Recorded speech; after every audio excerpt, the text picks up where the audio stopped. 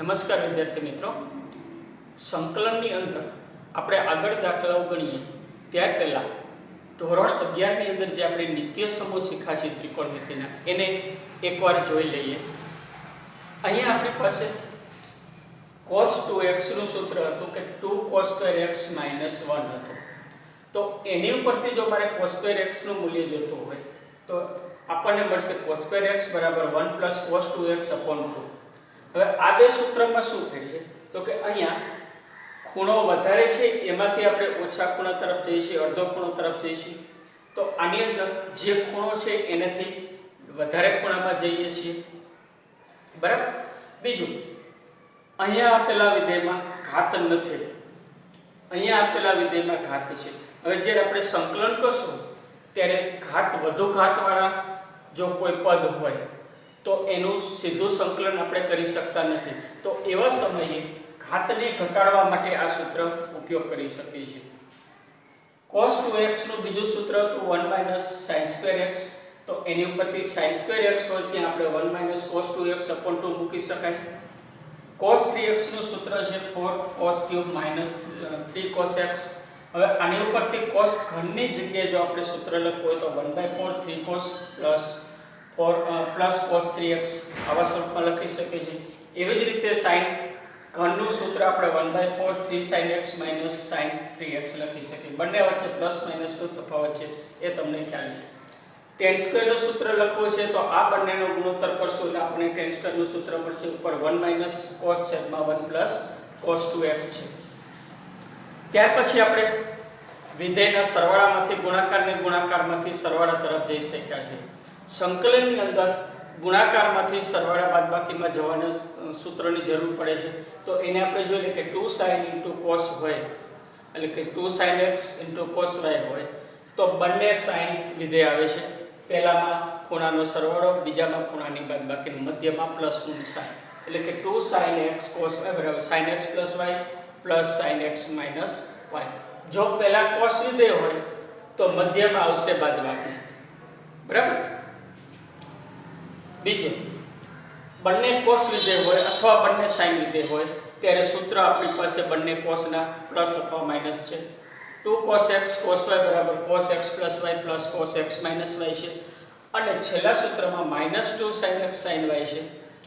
તો cos x + y - cos x - y. જો અહીંયા માઈનસ ન હોય, જ્યારે આપણે સંકલનનો ઉપયોગ કરીએ ત્યારે આગળ માઈનસ હશે નહીં, તો તેની અંદર પહેલા માઈનસ વાળો ખૂણો લખવાનો છે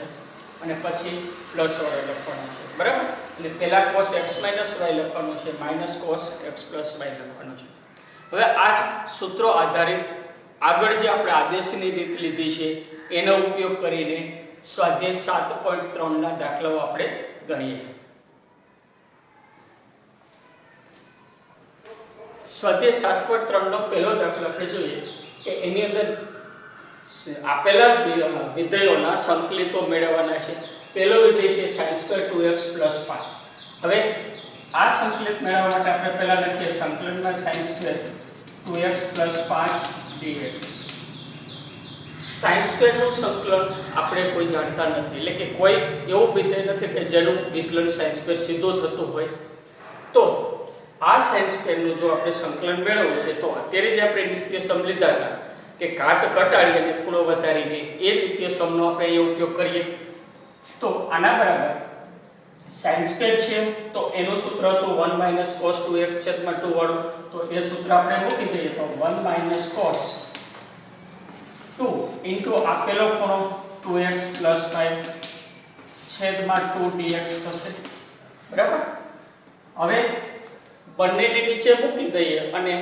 ભાગ પાડી દઈએ તો પહેલા એકની નીચે મૂકી તો 1/2 સંકલનના બે ભાગ કરી નાખીએ તો 1 dx થશે -1/2 સંકલનમાં cos 2 * 2x + 5 એટલે કે થશે 4x + 10 dx, બરાબર. હવે આનો સંકલન આપણે સીધો કરી શકશું x/2 - 1/2. આને હું કોઈક બીજા સંકલન તરીકે ધારો કે અહીંયા હું ધારી લઉં છું I1, બરાબર, જ્યાં I1 બરાબર સંકલનમાં cos 4x + 10 dx હવે આનો આપણે સંકલન મેળવવા માટે cos સાથે જે ખૂણો છે એના બરાબર આદેશ લઈ લઈએ, એટલે કે 4x + tan = t આદેશ લેતા તો આપણને શું મળશે તો કે 4dx = dt માટે I1 બરાબર અહીંયા થશે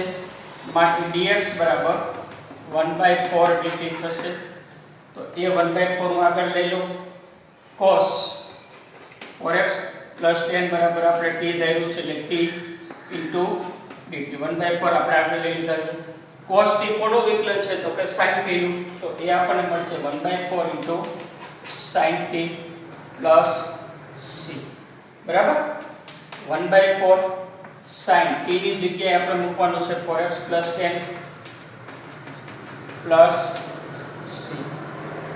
અહીંયા આપણે મેળવ્યું I1 ની કિંમત આપણે મૂકી દઈએ સંકલનમાં sin² 2x + 5dx બરાબર પહેલું આપણને છે એમાં આપણે કિંમત મૂકવાની છે I1 ની તો પહેલું x/2 એમને રહેશે -1/2 સંકલનના ભાગ બરાબર આ કિંમત આપણે મૂકી દઈએ તો એ છે 1/4 sin 4x + tan + c અહીંયા c ને આપણે અંદર લેવાની જરૂર નથી અંદર લેશું પાછું 1/2 સાથે ગુણાશે બરાબર તો હવે આના બરાબર x/2 -1/8 sin 4x + tan + c હવે જો અહીંયા c અટપટો લાગતો હોય તો આપણે c ને અહીંયા સીધો લખી શકીએ +c તો અહીંયા c લખવાની જરૂર નથી +c એટલે સીધો અહીંયા આવી જશે બરાબર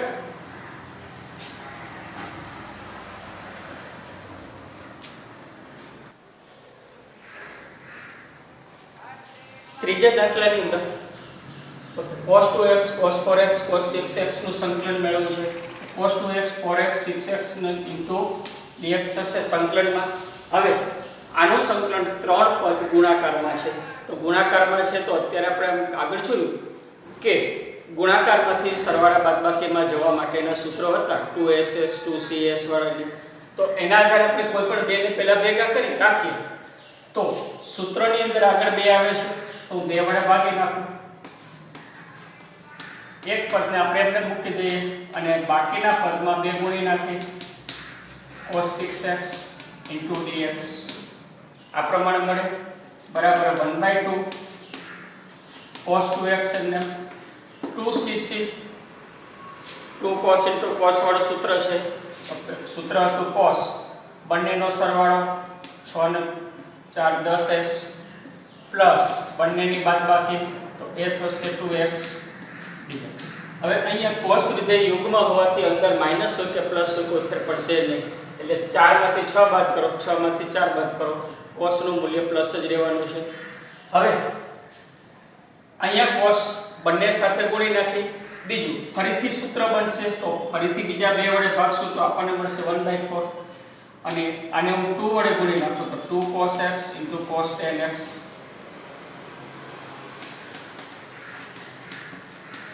બરાબર dx plus 1/4 2 cos 2x cos 2x dx બરાબર હવે ફરીથી પાછા બંનેમાં સૂત્ર લાગશે તો આ થશે 1/4 આનું સૂત્ર થશે સંકલનમાં 2cc એટલે cos સરવાળો થશે 10 ને 2 12x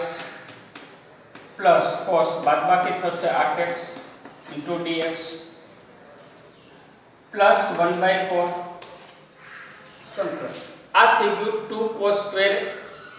2x બરાબર આ થશે 2 cos સ્ક્વેર 2x તો એનું સૂત્ર છે 1 plus cos 4x બરાબર કારણ કે છેદના બે અહીંયા ગુણાઈ ગયા છે તો અહીંયા આપણે સીધું લખી નાખીએ 1 plus cos 4x dx જો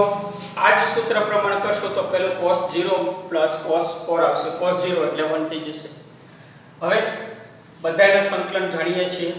તો પેલું cos 12x એનું સંકલન શું થશે તો કે એના બરાબર 1/4 cos 12x નું થશે sin 12x sin 12x x ની સાથે 12 ગુણાયેલા છે તો આપણે આદેશના એ પ્રમાણે જોયું તો કે જો 12x બરાબર આપણે આ t આદેશ લઈએ તો dx બરાબર 1/12 dt આવશે બરાબર અને આ થઈ જશે cos t નું સંકલન થશે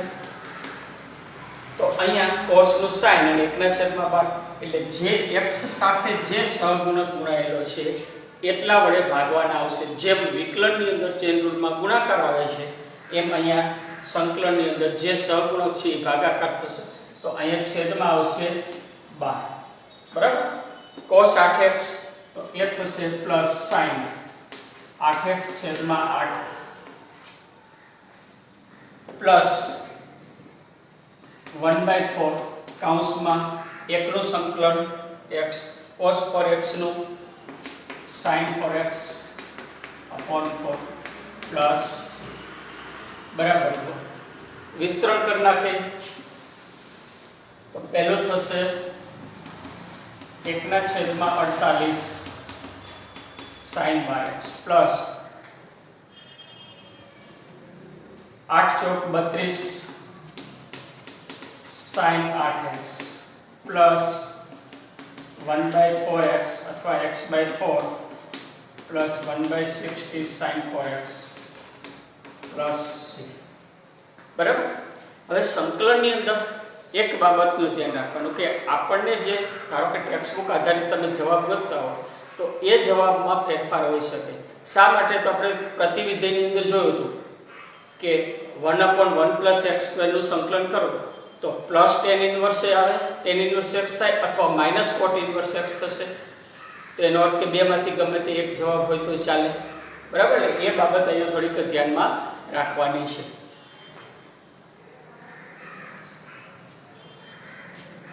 એ બાબત એટલે ધારો કે કોઈ એક વિધેય આપણને ખબર છે કે f(x) dx એનું સંકલન f(x + c) હોય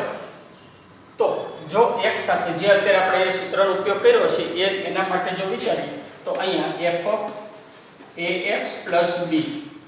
જ્યાં a ની b એ શૂન્યતર અચળ થશે ax + b dx હોય તો આના બરાબર f(ax + b) upon a plus c થશે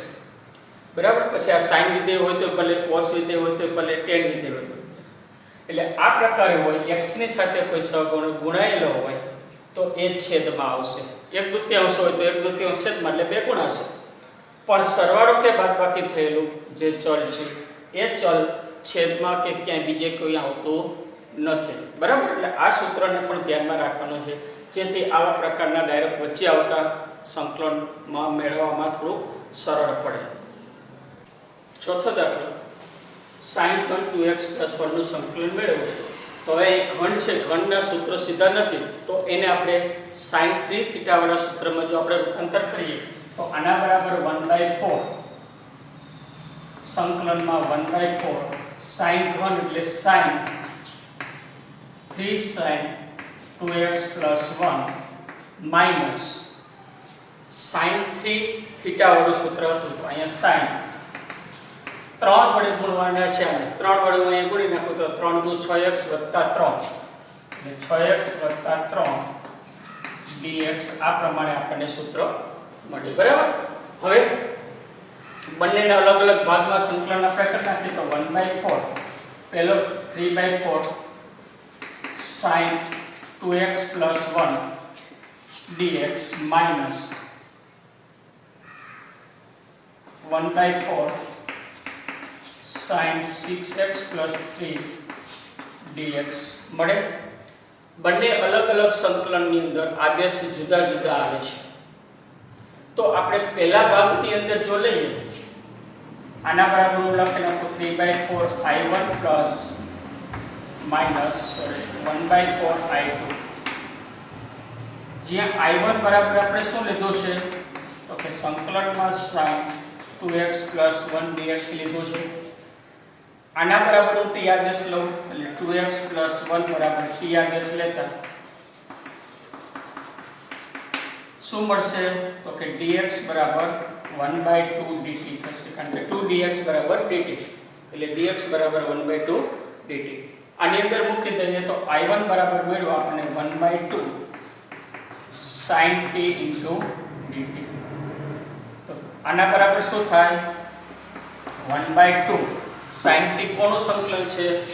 તો કે sin વિકલન છે cos નું વિકલન પણ cos માં માઈનસ આવશે તો અહીંયા માઈનસ cos t બરાબર પ્લસ c1 લખો અથવા c અહીંયા સાથે મૂકી દઈએ અહીંથી તો બંનેમાં અલગ અલગ c લખવાની જરૂર પછી રહેતી નથી આથી cos t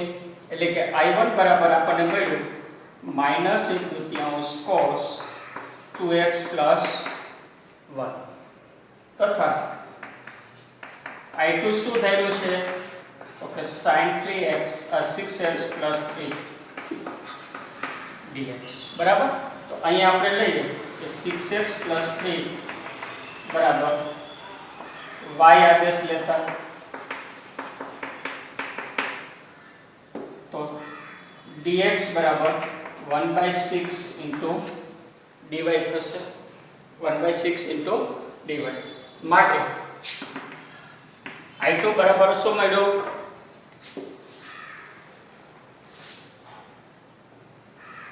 1/6 સંકલનમાં sin y dy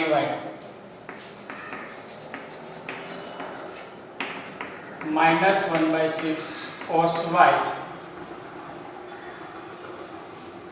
y ની જગ્યાએ પાછી જે કિંમત આપણે ધારી હતી 6x + 3 મૂકી દઈએ બરાબર -1/6 cos 6x + 3 બરાબર હવે અહીંયા આપણે જો પરિણામ 1 કહીએ આને પરિણામ 2 લઈએ અને આ પરિણામ 3 કહીએ તો પરિણામ 1 2 અને 3 પડશે શું મળે છે તો કે માગેલું સંકલન એટલે કે સંકલનમાં sin ઘન 2x + 1 dx બરાબર કેટલો હતો પહેલા 3/4 * I1 એટલે 3/4 કૌંસમાં I1 શું મળ્યો -1/2 cos 2x + 1 બરાબર પ્લસ છે માઈનસ કેટલા છે -1/4 I2 મળ્યું 1/6 cos 6x + 3 પ્લસ વિસ્તરણ કરી નાખીએ તો -3/8 cos 2x + 1 minus plus 1/24 cos 6x + 3 plus c જે માગેલ સંકલન થશે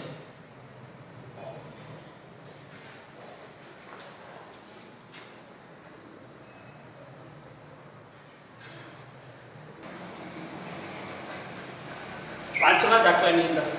sin ઘન cos ઘનનું સંકલન મેળવવાનું છે હવે આપણી પાસે એક આ સૂત્ર છે કે sin x * cos x 2 sin x cos x હોય તો એના બરાબર આપણે sin 2x લખી શકીએ છીએ બરાબર તો એ સૂત્ર મુજબ જો આપણે લખવું હોય તો આગળ બે હોવા જરૂરી છે તો આને આ પ્રમાણે લખી શકો કે sin x * cos x ઘનને બેના ઘન સરખાવવાથી આપણે બહાર લઈ લીધું છે dx આગળનો બે લખો તો બે વડે ભાગવા પડે મારે બરાબર હવે 2 નો ઘન એટલે 8 એ બહાર આવી જશે 1 ના છેદમાં 8 થઈ જશે 2 sin x cos x એ થશે sin 2x એની ઉપર ઘન હોવાથી આપણે અહીં લખશું sin 2x નો ઘન dx હવે ઘન વાળું સૂત્ર પાછું અત્યારે આપણે લીધું તો a ના બરાબર 1/8 સંકલનમાં 1/4 3 sin x એટલે કે x ની જગ્યાએ છે 2x તો 2x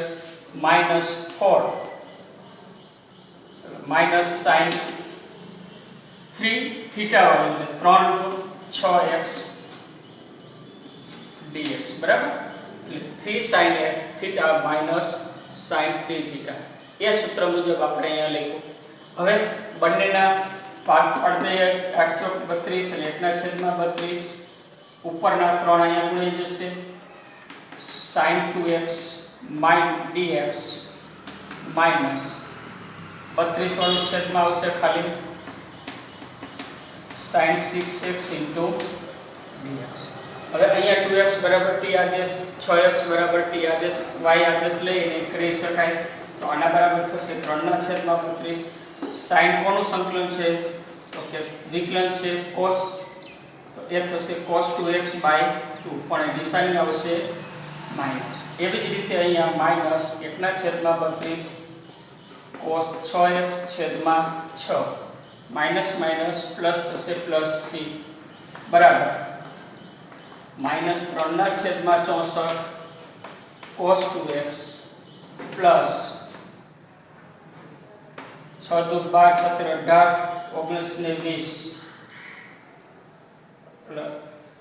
19 થશે ને ઇન્ટુ cos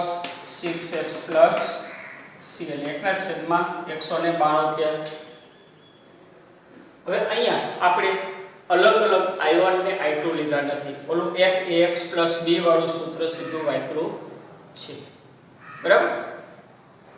આ જે દાખલાને આપણે અન્ય રીતે જોઈએ તો અહીંયા આપણી પાસે જે પદ આપેલું છે તે sin ઘન x * cos ઘન x dx આ સંકલન મેળવવાનું છે બરાબર. તો હવે અહીંયા આપણે આદેશમાં અન્ય રીતે કેવી રીતે વાપરી શકીએ? તો કે ધારો કે હું sin ઘનને બે ભાગમાં વહેંચી નાખું. એક sin x * sin square x. તો અહીંયા આપણે આમ લખી શકીએ sin x * sin square x * cos ઘન x dx થશે બરાબર. આના બરાબર sin square ને આપણે આમ લખી શકીએ 1 - cos square x * cos ઘન x sin x નું છેલ્લે લઈ જવું છું dx થઈ શકે. હવે જો cos બરાબર આપણે t આદેશ લઈએ તો sin x dx બરાબર dt થઈ જશે. તો ધારો કે cos x બરાબર t આદેશ લેતા માઈનસ sin x dx બરાબર dt એટલે કે sin x dx બરાબર માઈનસ dt થશે. કિંમત આમાં મૂકી દઈએ તો આના બરાબર 1 - cos સ્ક્વેર એનું થશે t સ્ક્વેર, cos ઘન નું થશે t ઘન, sin x dx નું થશે dt પણ આવશે માઈનસ એ આપણે બહાર લઈ લઈએ. આના બરાબર અંદરનો કાઉન્ટ છૂટો પાડીએ તો માઈનસ t ઘન માઈનસ t ની 5 ઘાત dt થશે. હવે t ઘન નું સંકલન તો કે t ની 4 ઘાત છેદમાં 4, t ની 5 ઘાત નું સંકલન t ની 5 ઘાત છેદમાં 1 ઘાત નો વધારો થશે 6 ઘાત છેદમાં 6. આ માઈનસ નિશાની minus minus plus plus c. t ની જગ્યાએ પાછું આપણે ધાર્યું છે મૂકી દઈએ તો માઈનસ cos ની 4 ઘાત છેદમાં 4 પ્લસ cos ની 6 ઘાત છેદમાં 6 પ્લસ c. હવે આ બે ની અંદર હમણાં જ વાત કરી હતી તો આની અંદર ખૂણા મોટા છે, આમાં ઘાત વધારે છે. આ જ પદને જો આપણે ઘન ઘાતમાં ધારો કે cos ની 4 ઘાત છે cos સ્ક્વેર નો સ્ક્વેર એના સ્વરૂપમાં લઈ જઈને આગળ વધીએ cos ઘન નો સ્ક્વેર અને cos ઘન બરાબર 1/4 વાળું સૂત્ર મૂકીને આગળ વધી તો આની ઉપરથી આ પદ અને આની ઉપરથી આ પદ આપણે લાવી શકશું. આમાં cos ની 2x ની જગ્યાએ આપણે 2 cos square x - 1 એવા સ્વરૂપમાં લઈ જઈએ. ફરીથી આગળ એ સૂત્રનો ઉપયોગ કરશું તો આપણે બેને એકબીજામાં રૂપાંતર કરી શકશું. એટલે સંકલનની અંદર એક કરતાં વધારે સ્વરૂપમાં જવાબ આવી શકે. જવાબ જુદા નહીં પણ સ્વરૂપ જુદું જુદું હોઈ શકે છે.